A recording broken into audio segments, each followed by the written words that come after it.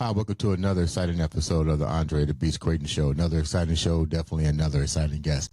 Today we're going to talk about something that's very interesting, but much needed. Let me tell you where we're about to go. Everybody is working a 9 to 5. Working 9 to 5, what a way to make a living. Barely getting by. What a way to make a living.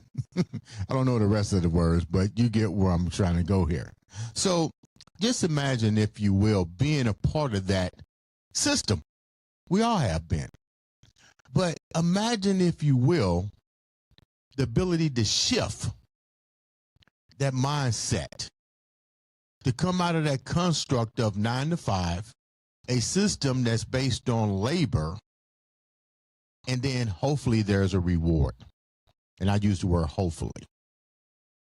Today on the show, we have a young lady that has gone through a metamorphosis, trauma, addiction, divorce, and said, you know what? I'm tired of the 9 to 5 too. And decided to do something about it. Let's welcome to the show, Miss Misty Mount. What's up, Missy?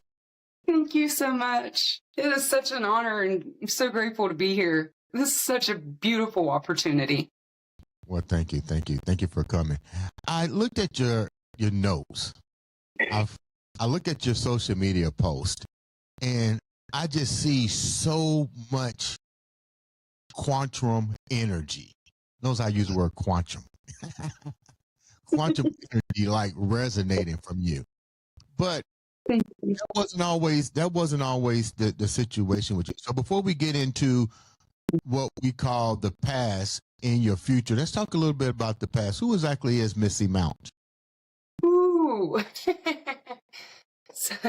so, I am from Gallipolis, Ohio, right? Raised by a great family. Got into drugs super young. Been to prison. That didn't do it for me. It just didn't do it for me. So I went through years of addiction after prison, and rehab after rehab after rehab. And then I ended up becoming a coordinator for one of the rehabs that I was a client in. And, that gave me purpose. It really did. I thought that was my purpose, And What were you in prison for? So my charge was permitting drug use on my property. What does that mean? I'm kind of dumb to that. So I was selling drugs. You was a drug dealer. I was growing weed. I was doing it all. How old were you? My drug of choice was meth. How old were you when it took place? How old were you? So I went to prison in 2010. Okay. And I was there for a year. They gave me a year. And I got out. I went to a halfway house, and then some trauma happened to me, and it sent me completely down another horrible road. And that's when I was in jail. What kind of trauma? What kind of trauma happened to you? So, sex trafficking. Excuse me? Yeah. I'm writing a book about it, actually. It's going to be my second book. It's called The Seven Sisters. And so, yeah. And it's not very uncommon, actually. The more I'm talking about it, the more I'm realizing that there's so many women out there that this has happened to, and they just don't speak about it because we're taught to just shove it down and not to talk about it. We're taught that, don't do this and don't do that. But it's like, no, I think it's time that we speak about the things that's uncomfortable. I use these things as a catalyst to do what I'm about to do in the future, to make sure that we build a society that is protecting, and where women don't have to worry about these things. It's Yeah, Listen, help and me that sent me understand. down. I didn't mean to cut you off, but let's go Okay. back. Man, Mhm. I'm like blown away here. Okay, I don't around, talk about it. Most people are. I don't talk about this very often. around what age did you start your prison sentence? About what age? How long have you been dealing? This is like three questions, and then how long have you been dealing in meth? And more importantly, how did you get entangled with sex trafficking? Well, that wasn't by choice. That wasn't by choice. It's not. So I was taken. Okay, what do you mean you was taking? You was walking to the grocery store? You was leaving the meth house? I mean, how was you taken? On the going to the bus in Columbus, Ohio. I was in Columbus, Ohio. Yeah. Okay, you was going to the So I was bus. there. I don't know how long I was even there. I tell people 6 months, but I don't even know how long I was actually in this place. I have no idea. I have Okay, no idea. okay. So let me get some clarity, and this may be hard to talk about. I'm glad you're coming on the show to talk about it. I wasn't prepared for this one. So I used to live in Columbus. I know I used to live in Gahanna and Hilliard, so I know Columbus.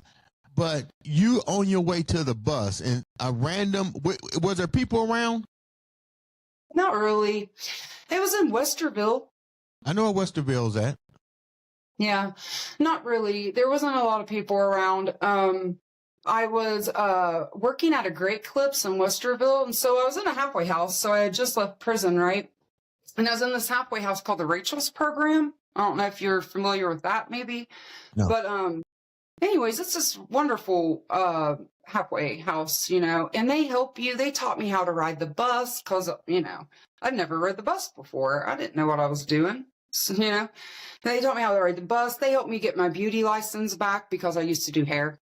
And they helped me get my beauty license back. And then next thing you know, I'm like this assistant manager at Great Clips, and, everything's going great. I get my own place and all the things. Everything was looking great. And I was waiting on the bus to come home. And what happened? Somebody in a black And there was nobody around. It was dark. It was like, I'm going to guess 10:15 at night. And the buses run that The time last of thing night? I remember was getting hit. What do you mean getting hit in the back of the head? Just getting hit. Yeah. Just getting hit.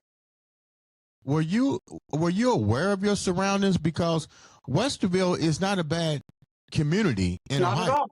It's a beautiful, yes, sir. Beautiful community. So you wasn't Yeah. even paying. Well, let me rephrase it, because No, I know. sir. I'm sorry. I keep calling you sir. I was not paying attention. No. Right. No way. I mean, you don't really need to in Westerville. You got Westerville, Dublin, Hilliard. Yeah, Dublin, Hilliard. That's a pretty nice stretch of land in the community. So I get it. You're not really paying attention because you that's considered a safe neighborhood. So you get hit on the back of the head, and then next thing you know, you're at a different location. Then what happens? Mhm. Then what I was in happens? Kentucky.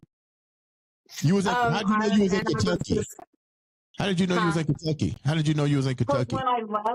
Because when I left, there was 7 of us that left together. They had kidnapped 7 women. There was more than just 7. It was like a whole warehouse full. No, I won't want to say warehouse. I'm going to guess there was a lot of women in there. But I don't really remember. Here's the thing. Whatever they were doing to the girls, I don't know. Whatever they were giving us, I don't remember. Like, it was almost like, imagine maybe a mushroom trip with speed or something. I don't know. It was very weird. In fact, some of the girls, they didn't want to leave because they thought that the abusers was going to come back, and they wanted the drugs. They were withdrawing and they didn't want to come with me.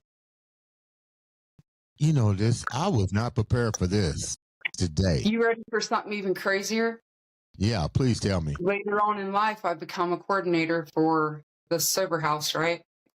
I start working with prisons. And one day a prison called me up and had this woman, and so anyways, I was like, yeah, we'll take her. We'll take her in. She comes in, and so they would tag the ear of the girls. I had gauges in my ears at the time, and they ripped mine out. And so I noticed her ear was messed up like mine, and it hit me. I knew who she was, and I said something to her about it. The next day, she ended up ODing on me in that rehab. Really? She was in the So I'm place telling with you you. what, she was with me. She remembered me as well. She was like, you're Mitt. Yep. We left there together. Yep. Okay, so let's slow down a little bit. A little bit. I know this is like, wow. My heart's beating so fast. When you I were have a there, mustache of sweat. when you was there with these other women, what was the first thing that happened to you when you was there? What did they do to you? You don't remember? So they pretty much had you guys under the influence. No one was. We were all loose, like, you know what I mean? We could walk around. We were talking to each other, but I don't like.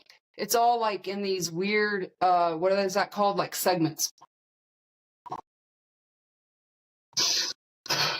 But I'm trying to understand, like, You want to know what the police did? They separated us all. Put me in a domestic violence house. That's what yeah. And then the other girls, well, the one ended up in prison and later came to the sober house I was working for, but I don't know what happened to them. I have no idea. They completely separated us and then nothing happened. Nothing. So, like, I didn't tell the story for so long because it's kind of nothing happened. You know what I mean? Like, why kidnap you if nothing? It's not a good story to tell, you know? It's not like, for a long time, I didn't think it was a good story to tell because where's the happy, for some of the other women, like, where's the happy ending in that for them, And I can tell you, it looked like a barn on the outside, but on the inside, it looked more like a warehouse. But what were they doing with you guys there? What was the purpose? Oh, so there is what I know, and like from what I remember, like they would bring in. I say just like it's nothing. They would bring in men, and men would pay, and then they would do whatever. So basically, they dope you up, and you was prostitutes. Did you have? Yep. And these places had to be off grid where nobody knew. Did you were there regular men that was coming? Like they had to have regular people that was coming to see you guys all the time. You know what I mean? Because in order to have something like that, you got to have regular customers. So did you have a regular person that was coming to involve himself with you that you felt comfortable, that you can tell, hey, I'm not supposed to be here? Oh, heck no, sir. No. They were all evil. I knew better. Nope. You want to know what? So they were they threatened us. Like there was cameras, they said. Well, they just didn't return back is what happened. They just didn't come back. And I called bullcrap on the cameras. And so we just all left. What do you mean you all left? 7 of us left. The other ones didn't want to come. They just stayed there because they didn't want to come. When you left, what do you mean you just left? I just left. I said, they ain't coming back. It's been a week. Usually it's like once a week they show up with people, And so, yeah. Well, how did you guys eat, take showers, medical facilities? They What do you? So everything that we needed was there. You see what I'm saying? The showers, all of it was there. We could move around. It was almost like Stockholm syndrome with some of these people. They just didn't want to leave. You know, this sounds like something from a sci-fi. A horror movie? Yeah, I know. Nobody was conjulant. Nobody had the frame of mind to say, I shouldn't be here. The drugs were that powerful that the ones that had that state of mind left with me. And there were 7 of us. I have 7 stars on my neck representing us 7 girls. Where are the other girls that you know about? Do you know where they at? The ones that left with you? What did you guys do? What do you mean? What did we do? Like when you left, who created the plan to escape? Like you didn't even know where you were at. Yeah, this literally happened just like I said. I said, I don't think these cameras are working. You guys are scared to leave this room when I don't even think these cameras are working. I call bullcrap. Let's leave. And then you start walking. Where did you wind up walking to? Where did you wind up? How on long this were you interstate. Huh? On this interstate. You walked to the interstate. Then what happened? I seen the Kentucky Bridge. We walked in woods until I seen the Kentucky Bridge. But this isn't the story that I like telling. It ain't. This ain't the story that I like telling. What story do you like to tell? Where I'm at now. Because it's almost like the story that I haven't said anything to, because why? Why tell anyone? This is the way that I was, thinking. The police know, they knew, nothing was done, okay? Nothing was done. There's not really a happy ending in it except for me. So you told the police when you got on the highway, who's the first person that stopped on the highway and saw 7 women? The police. And the police didn't do nothing. Kentucky police, state troopers did nothing as far as you know. They put us in 7 different domestic violence houses. Why did you not go to the news media, a bigger platform? Why? I'm not saying you're lying at all. So you're basically saying that the Kentucky Police Department, state troopers or whoever, knew that sex trafficking was being done. They got you guys. Yeah. They got the 7 women, and they refused to intervene. Yeah. Yep. Police are not here to keep me safe. So when they put you guys in separate rooms, then what happened? Sir, I don't want to talk about this no more. Okay. It's not getting anything accomplished. I'm here to talk about the future. I'm a visionary. Walking in the past step by step like a psychiatrist drilling me, I don't like it.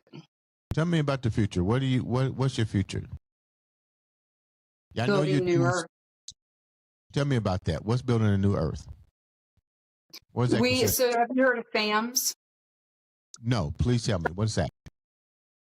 It stands for Food, Forest, Foraging, Hunting, Anti-Fragile Modern Day Society. We're building self-sufficient communities rooted in food forests globally. See, I have bigger things to talk about than the tragedies that happened to me. Talking about them tragedies isn't going to get nothing done. I had to face it and deal with it on my own. I'm used to people not believing me. I'm used to telling the police and them not doing anything. I'm used to all this, And so nothing gets done with talking about tragedies like this. It's just interesting for your show. It just gives you views, I guess. And I'm not really here for views. I'm not here for popularity. I'm here to change the world and make it a better place. Okay, so tell me how you're going to change the world. Tell the viewers, I want to know how you're going to change the world. Like what revelation hit you that says, I'm going to go and try to build these sustainable... Okay, now we're talking about stuff I really like talking about. So I had an out-of-body experience. I had this out-of-body experience, and Mary Magdalene, light beans, all of it's the same, I think. And so I was born with this disease called lupus. And I was real sick for the longest time. I was on like 13 different medications and you name it. It was bad, right? I was real overweight. I was like 240 pounds. Oh yeah, I have pictures to prove it. But anyways, I woke up. I had this out of body experience happen to me, right? And then I woke up, and so I started like any conspiracy theory. I started like completely opening my eyes up to everything, right? But they told me, these light beings and this out of body experience told me that I'm going to come across somebody that speaks of a food forest, and I need to cling to those teachings. Well, never in a million years did I think I would just come across someone's content on TikTok. Then he's talking about building, using a food forest, and it is the way to end hunger and all these different things, right? And I started following him. His name is Elohim Ali. He is my mentor. And yeah, he's pretty amazing. What makes him And amazing? he teaches people to be self-sufficient. We have this architect program, and so it holds 100 people, and us 100 people fund, fuel, and invest in each other's missions. So it's kind of set up just like the elites. So So we can get the job, you know what I mean? And so I'm getting ready to do my first what's it called, project. So your first project is a mixture of what? Are you growing vegetables? Are you all organic? Is it livestock? Exactly what does all this consist of? No, so food forest. So see, this is when we talk about like stopping hunger for the future of humanity, we have to really look at the original spirit of a seed of the food that we're growing, right? So everything has a spirit. A spirit is an essence, and an essence is a set of attributes that make something what it is. So seeds have an original spirit. For instance, the heads of cabbage that you are getting in the grocery store, right? That is not the original spirit of lettuce, or lettuce is what I'm talking about, sorry. Wild lettuce that you go outside and forage, that is the original spirit of the lettuce that people's buying. Okay, why is this important? It's important because if the system fails, if the temperature changes any at all, if Mother Earth changes any at all, these seeds won't sustain, because it's always going to want to go back to its original state. And when it does that, there is a die-off transformation. Like in the movies, you see like these apocalypse movies, and it's like desert, and they got all these seeds, and they're trying to grow these seeds, and it only grows for like a couple seasons, and then everyone starves. That is because those seeds are going back to its original spirit. And so so wild lettuce is wild lettuce because it rolls with the punches Mother Nature gives it, right? Mm-hmm. But if people plant this stuff that, you're buying at the restaurant, the department store, then it's not going to be sustaining, because there will always be a die-off period where the seed goes through its transformation to get back to its original spirit. So we got people in our tribe that is in school to study food forestry, and we're getting ready to travel. We're going to go to like Costa Rica and learn about a food forest in a food forest, and learn about the natural spirits, because most of the stuff that people buy, it's all fake. It's genetically modified. And it's not really, I know there's all kinds of people like, oh, it's fake watermelon. It's not that it's like bad for you. It's the fact that if things go down, it's not sustaining, because that's not the watermelon's original spirit. When did you get attracted to this ideology method of growing your food, or what you just said, deforestation of growing agricultural stuff, and you're making a community to make it what? Free to the community so they could be self-sustainable? So people can be free. No rent, no water, no electricity. You can just, so people can be free. That's my mission here on Earth. So how See did why I wanted to talk about something? Yeah. I have a so big mission here on earth. so how did this guy become your mentor? What was it about him that you identified as your mentor? Well, I'm in his mentorship and his architect program and FAMS. And so I'm about to show you. Hold on. And so he's the author of this book. It's called FAMS. Mm-hmm. It stands for Food Force Foraging, Hunting, Anti-Fragile Modern Day Society. And so it's basically a guide on how to do what we're doing. But then he realized that people has the want to do it. Like they have the want to do it, but money, no one has money to like buy land and start doing all this stuff, right? So he's teaching people to be self-sufficient. And so I wrote a book too about my out-of-body experience. It'll be out after my platform is built up first. I'm almost there. So my book comes next after I get to 10K on TikTok. And it's for marketing purposes. So let's go back a little bit to this outer body experience. What were you doing during this outer body experience, and how many times have you had these experiences? No, none. That's what's so crazy about it. It's never happened to me before. And people ask me all the time, were you astral projecting or were you lucid dreaming? I'm like, no, I didn't know what that stuff was.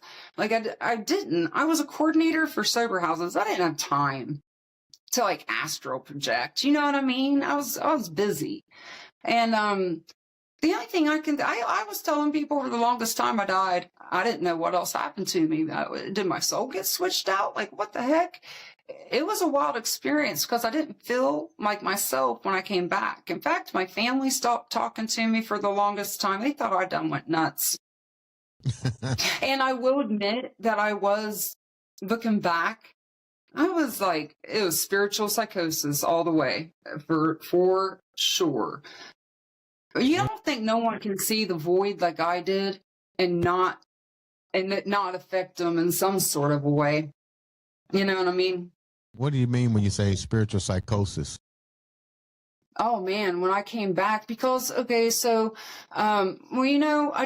it's like I went to the void and seen light beings, aliens, whatever people want to call them. I seen Mary Magdalene. I seen Yeshua, but it didn't look like Yeshua in the Bible. None of the characters looked like what I was taught and all the things. It was crazy. A well talked to me.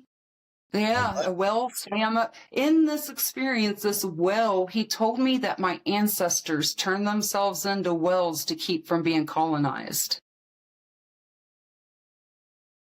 How long did you keep this before and locked inside before you was comfortable to let it out and come to and let people know what you had just went through? What is it?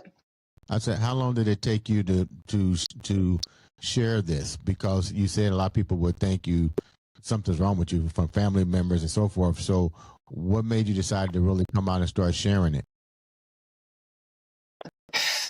Because I realized that our experiences like that, there's so many people waking up right now, and people, it's what people want to hear about right now is awakenings. You know what I'm saying? I'm telling you, this is a new world. It is the time. My ears are ringing as I'm saying this. The times are changing, and voices are going to start being heard. And these experiences right now, I don't know. One day I was sitting there writing the one story into a book, The Seven Sisters. I was writing it into a book. And Spirit told me to stop. That's not what the world needs to hear right now, Misty. Who cares, honestly, right? That's not what the world needs to hear right now. Write something inspirational. Write about your experience. Write about your out-of-body experience. And so I did. When you said you saw light beings, were you able to communicate with them? What did they share information with you? Yeah, they did. They told me civilization is a zoo for humans. They told me that most of the symptoms that people face in society, they're symptoms of captivity. I mean, anxiety, that is a symptom of captivity. All of it is. All of it is. Only, we give it titles, but those titles are just, it's so crazy. We're going to go ahead and give it titles. We're going to call it this, call it that, and give you medicine for it, but we're not going to question the cage. I think it's time that America starts questioning our environment. What do you mean? Because only a society drowning in chaos. These addiction, sex trafficking, all of it. Symptoms of an abnormal environment.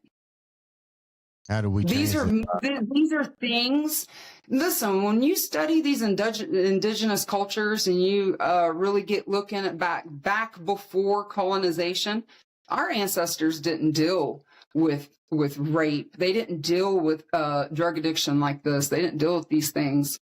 These are all things that people are dealing with their emotions and all this stuff. They don't realize that they're in captivity.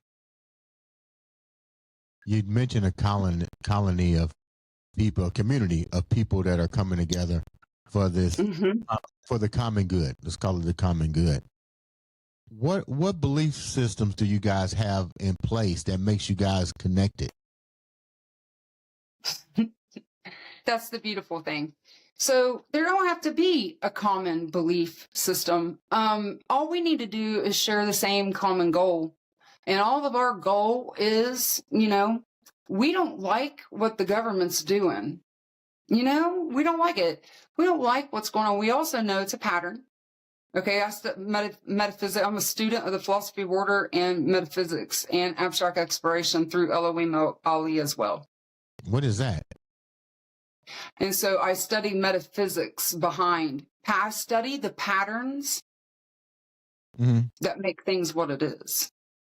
And one thing is for sure, is the way that our society is definitely a pattern. And patterns repeat itself. You ever read the book, The Fourth Turning?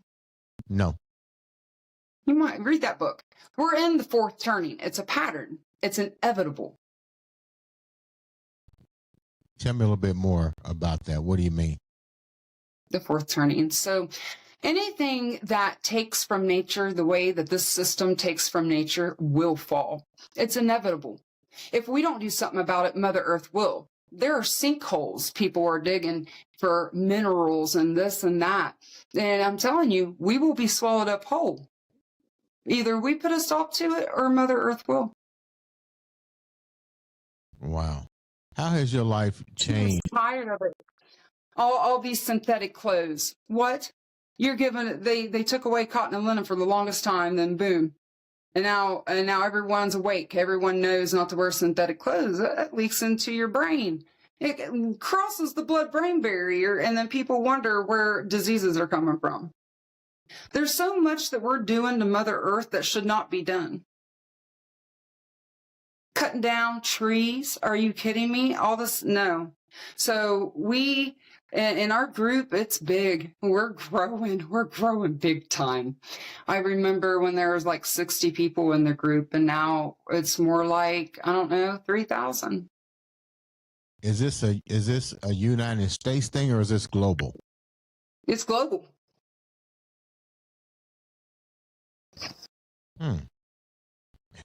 What's your mission at the end of the day? What's your mission? You're going through so much. You change the narrative. You agree that, things happen, but your bigger purpose is to look for the future. What's your end game for humanity itself and yourself as well? I would love to see a FAMS in every state, just so humanity would have a choice. So they can see we have to be a beacon of light. No one wants to get out of their comfort zone. They're used to this. We're programmed to think this is all normal, but it's not normal. There's nothing normal about working and giving your energy away to a system that could care less about you. That is not normal. It is not normal to take from Mother Earth and take and take and take, test on these animals. Modern agriculture, don't get me started. Modern agriculture, in fact, the Antichrist is the system in general and the elites running the show. How do you know that? Well, I mean, it's my opinion, of course, but metaphysically, when you look at it, modern agriculture, centralized government, and organized religion. When you put all three of those things together, you will have disaster. We're looking at it. There's nothing good comes from war. There's not all these cycles. All I see is patterns. You mentioned almost like an agricultural project, but let's get real. You need funding. You need land to make all this stuff possible. How is this being accommodated to make your program work? Well, I'm learning. I'm in the midst of it. I'm proof that all of his programs work literally. And so, also we go into partnership with people. And so like my project that I'm getting ready to go do now, here's the thing though. You can't just make a bunch of communities and the government going to be like, okay, you can't just do that. So we work with the government, right? And so, to every so many small scale FAMs, there has to be a large scale FAMs. Mm-hmm. And we have to have a large scale FAMs and that's anywhere, I'm going to say, 100 to 1,000 acres of land. The large scale FAMs is what's going to have our medical facility in it. And so to every small scale FAMs, which is, I don't know, 30 acres to 100 acres, we have to have a large one. So we're focusing right now on getting the large one built, and so we can build more small ones. Sounds like you really got your stuff in order. Structured. Yeah, seems like you got a good sense of direction. Thank you. I appreciate it. How can the viewers reach out to you and know more about your project, support you, and the whole 9 yards? How can they reach out to you? So my TikTok is Mission Consumed. It's the name of my book. And I'm really good with getting back with people. You know, like if they message me on TikTok, I usually message back because I have a mission to, accomplish. And I know that there's people out there that has fire in them just the same as I do me. Now, when is the book supposed to come out? And so I'm working on my page right now and getting to 10K first, and then it comes out. And so the Architect program, part of that is a best time selling book on Amazon. And so Elohim is a 5-time best selling author. He's been self-sufficient for, I couldn't tell you how many years. He's done all the things. Oh, he just got off a TED Talk talking about this. This is big. Like this is TED Talk big. Really? And I'm going to be on TED Talk too. So that's in my future. He's my mentor that's doing it all, helping me with it all. It sounds like a one. In fact, he's the one that gave me the opportunity that I have now. So. Wow. Misty, yeah. Thank you so much for taking time You're out welcome. on the show. Ladies and gentlemen, make sure you subscribe, like, share, follow. Remember, touching that button can change the life of not only you, but other individuals as well. This has been another exciting episode of the Andre the Beast Crayton Show. Thank you.